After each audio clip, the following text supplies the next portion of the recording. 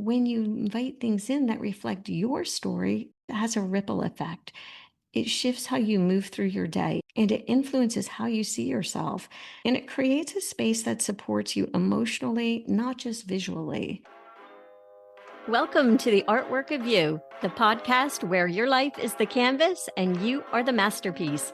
I'm your host, Lori Gouhin, and together we'll explore creativity, self-awareness, mindset, goal strategy, and the importance of accountability so that you can paint your life's portrait with confidence and ease.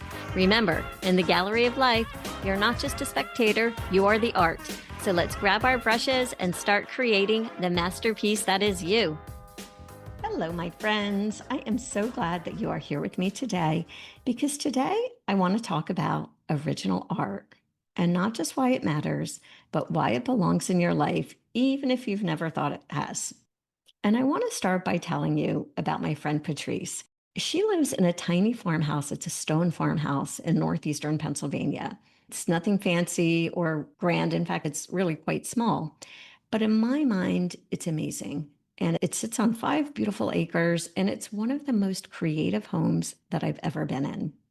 She's also a jewelry designer and not just designs the jewelry, but creates the jewelry, beautiful jewelry. And she's also an antiques dealer, which means her home is filled, and I do mean filled, every nook and cranny with original art, unique things, beautiful antiques. It's just incredible. Nothing in there is mass produced. Nothing is trendy. It's just items with soul and objects that hold stories. And every time I visited, I did not want to leave. I just wanted to explore all around. And it wasn't that it was just eclectic and interestingly beautiful, it was that it was deeply personal. Everything in her home reflected her curiosity, her creativity, her history. And at the time, I was in my early to mid 20s and I worked for her. She had an antique shop where she sold her jewelry as well and some original works. I quite literally found myself craving time in her home, and I would invite myself over because it not only activated my imagination, it really, not to be dramatic, but it filled my soul and it reminded me that art and beauty are not extras. They're just part of what helps us feel grounded and inspired and really awake in our own lives. And I've been thinking about recently how many people never get to experience that in their own home. And not because they don't want to, but I think because somewhere along the line, they convinced themselves that original art was maybe for someone else, for rich people or for people with fancy homes, for people who know the quote unquote right kind of art to buy. And so today I want to talk about how that could not be further from the truth because you do not need a gallery wall or a huge space or a background in art to own something original. You just need a willingness to see your home and yourself as worthy of it. And so let's talk about this. Why do so many people believe that original art isn't for them? Because I've heard every version of it. I'm not really an art person. I wouldn't even know where to start. Original art feels out of my league. It's probably too expensive. My home is simple. I don't need anything fancy. And honestly, I get why those thoughts show up because, again, somewhere along the line, we were given this idea that original art is only for a certain type of person. Someone with a specific kind of home, or maybe a curated aesthetic, maybe someone who's rich with a trust fund. And if you didn't check those boxes, it was easy to assume that original art, was not for you. And I think it's funny because we don't apply that same logic to say something like music. You don't need to be trained in music to enjoy a good song. You don't need to understand the history of jazz or classical to feel something when you hear it. And I think maybe the same thing kind of even goes for food. You don't need to be a chef to buy quality ingredients or to know when something tastes amazing or is of good quality. But with art, we hesitate and we second guess our taste. We talk ourselves out of it before we even let ourselves experience it. And maybe it's because original art, it doesn't really just sit quietly in the background, so to speak. It asks you to notice it and to connect and to feel. So I would say it's not really passive.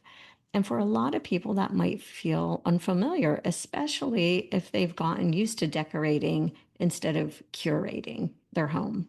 Maybe they're copying trends instead of choosing from instinct. And they might do it because mass produced art is safe. It's curated by someone else and it's everywhere. And you're not asked to choose from your gut or to respond emotionally. You're just asked to match it to your throw pillows or your sofa, and you don't think about it again. And if that's what you want, there is no shame in that. That's fine. But if you've ever felt like your home is missing something, maybe that sense of warmth or energy or spark, it's probably not new furniture that you need. Because when you bring in an original piece of art to your home, something made with intention and emotion, it really does change the way a room feels. Because you stop, you look, you feel something, it becomes part of your environment in a way that creates energy. And so, again, I will say that if your home feels like it's missing something, but you can't quite put your finger on it, it's not a new pillow or a new paint color. Maybe it's the presence of something made by hand, something you choose because it spoke to you. That's what original art does. And the best part, you don't need to know art to be moved by it, as I said. You just need to let yourself feel what you feel. Because when I say original art brings something into your home, I'm not talking about a visual upgrade. I'm talking about the kind of shift that you actually feel, even when you can't quite explain it. I can walk by one of my paintings 10 times a day and still notice something new on the 11th time. The texture, the energy, the emotion that's behind it, it all stays alive in a way that mass produced art never will. And I've had people walk into my home and stop in front of a painting, not because they were planning to or not because they were shopping, but because something pulled them in. Maybe it was the colors or the composition, the feeling, something caught them off guard and in the best possible way. That's what art does. It interrupts and it stirs something awake inside of you. It makes your environment feel more like you, not just a version of you that followed someone else's style guide. And I think people forget that we live in a world that seems to make us feel more and more the same trends, the same colors, the same floor plans, the same curated Instagram rooms. But when you live with something that was made by hand with emotion behind it, something will shift. It adds soul and it adds depth. And then most importantly, it adds you back into your home. There's something you cannot capture in something that's mass produced, no matter how good the quality is. There's a difference you can feel when you're in front of something original. And a real piece of art, it will carry layers and texture and depth and presence. And you can almost sense the hand that made it. I'll tell you another story. A few years ago, I had someone come into my home for the first time, someone I never met before. He was the brother of a friend of mine, and he had joined us just for an evening get together.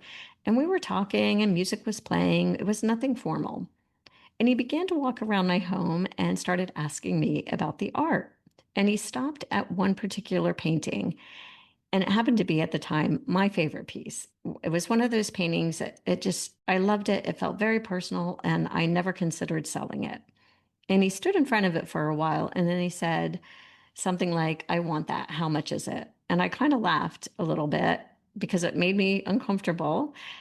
And then I said, "It's not for sale." And he insisted, but I still said, "No, it's not for sale." But that moment stuck with me because there was something about how instantly and instinctively, really, that he connected with that painting and he felt something. And so, therefore, I felt it too.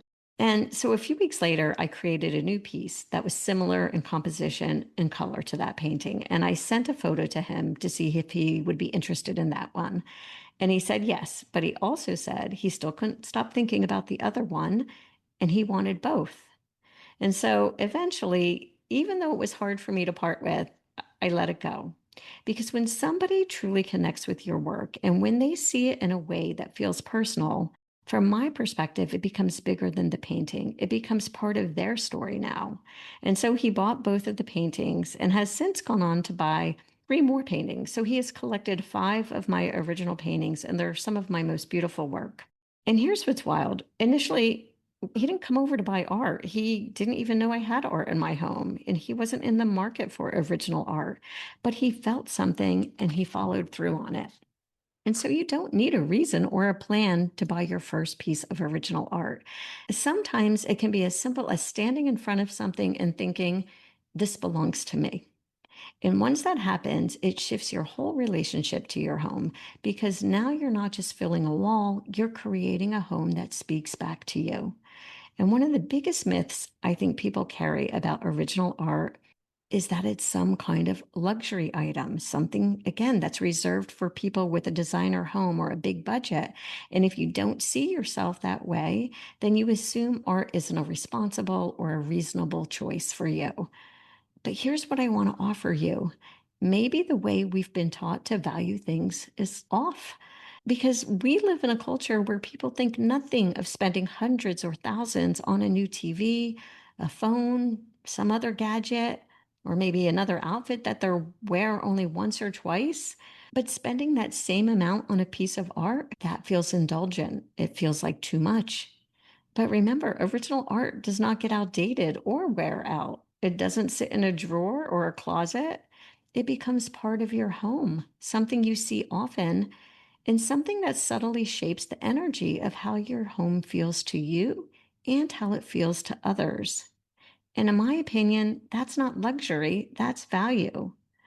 Original art, I would say it asks you to choose with intention, and that alone makes it different from so much of what we consume because you're not impulse buying, you're connecting and you're curating your environment from the inside out. And you're saying, this speaks to me, this reflects something I want to live with. And here's something else I've noticed people who buy original art for the first time often say they can't believe that they waited so long. And not just because it's trendy or impressive, but because it makes their home feel more like home, not just decorated. And I believe that when you choose to live with beauty, that means something to you. When you invite things in that reflect your story, I believe it has a ripple effect. It shifts how you move through your day and it influences how you see yourself. And it creates a space that supports you emotionally, not just visually. I used to have this painting, a painting that I really didn't even like that much, and I had it hanging in my bedroom for quite some time. And as time went on, it was the first thing I saw when I woke up, and I grew to love that painting. It had a lot of meaning, and I saw something different in it every day, and it inspired me when I woke up. It has since sold, and I miss it, but that's just the kind of ripple effect it can have when you see something beautiful, something that has meaning to you upon waking, or when you first walk out into your living space in the morning. And that, to me, that's worth investing in. And I understand that if you've never bought an original art piece before, that it can feel intimidating and that people worry about, again, choosing the right piece or whether it will match their space or if they even have the kind of home that makes sense for it. But honestly, there are no rules. You do not need to have a gallery wall or a huge wall or a perfectly styled room. And my God, you do not need to know art history or anything like that. You just need to notice when something catches your attention, when it makes you pause, and when you keep coming back to it, even if you're not sure why. That's usually a good sign that a piece is meant for you. So start small if that feels easier, a smaller piece, something personal, maybe a color palette that feels like you, or something textured that you want to reach out and touch. And then you can build from there because art also isn't something you complete, it's something you collect over time with intention.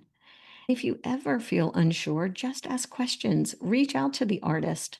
Most of us love sharing the story behind our pieces or what inspired it. And sometimes just hearing the background is what will make someone say, yes, that's the one for me. And if there's a painting of mine that you've been drawn to, or if you've never considered art until now, but this episode is making you think differently, then message me. I am so happy to help you figure out what might work in your home, or even suggest a few pieces that speak to what you're looking for. Because at the end of the day, this is not about selling a product, it's about creating connection between you and something real, something made by hand, something that doesn't just fill a space, but adds meaning to it. And so to wrap it up, I hope this episode made you think differently about original art. I think many have been taught to treat art like it's optional, almost like an afterthought, like it's the final touch if there's room in the budget or something you buy once everything else is done. But original art is an extra. It's not a decorative detail. It's part of how we bring meaning and creativity and depth into the homes we live, work, and rest in. When you choose a piece of original art, you're choosing to trust your own taste and let your home reflect who you actually are, not just what's trending. And maybe more than anything, you're choosing to create an environment that speaks to you, even if no one else gets it. And that, my friends, is living with intention.